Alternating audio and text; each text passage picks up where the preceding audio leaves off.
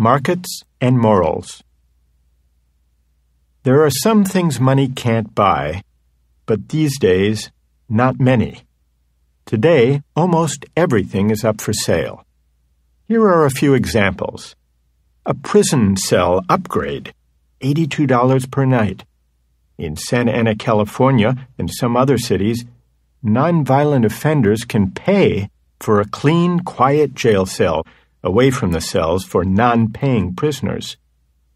Access to the carpool lane while driving solo, $8 during rush hour.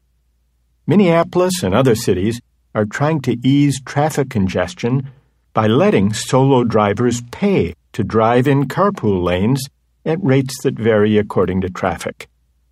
The services of an Indian surrogate mother to carry a pregnancy, $6,250.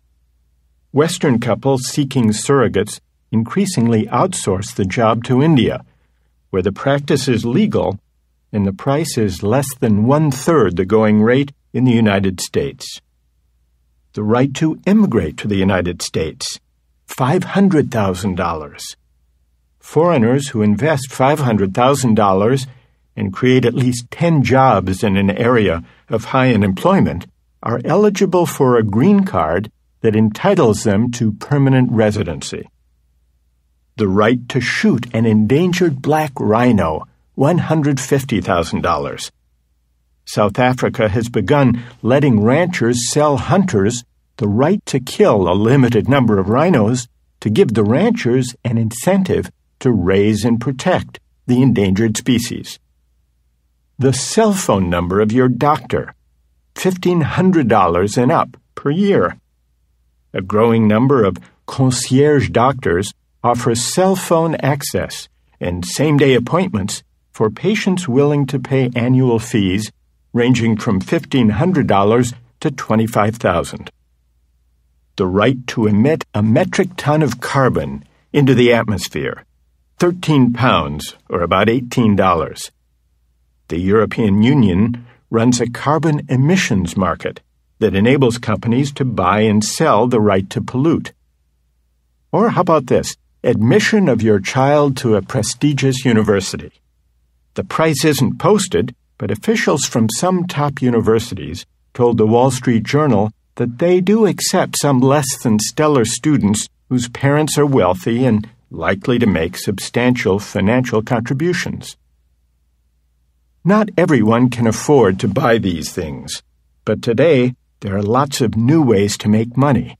If you need to earn some extra cash, here are some novel possibilities. Rent out space on your forehead or elsewhere on your body to display commercial advertising, $777. Air New Zealand hired 30 people to shave their heads and wear temporary tattoos with the slogan, "Need a change? Head down to New Zealand." Or you could serve as a human guinea pig in a drug safety trial for a pharmaceutical company, $7,500. The pay can be higher or lower depending on the invasiveness of the procedure used to test the drug's effect and the discomfort involved. Or you could fight in Somalia or Afghanistan for a private military company, $250 per month up to $1,000 per day. The pay varies according to qualifications, experience, and nationality.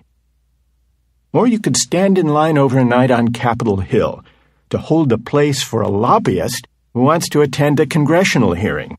You could make $15 to $20 an hour. The lobbyists pay line-standing companies who hire homeless people and others to queue up. Or if you're a second grader in an underachieving Dallas school, you could read a book and earn $2.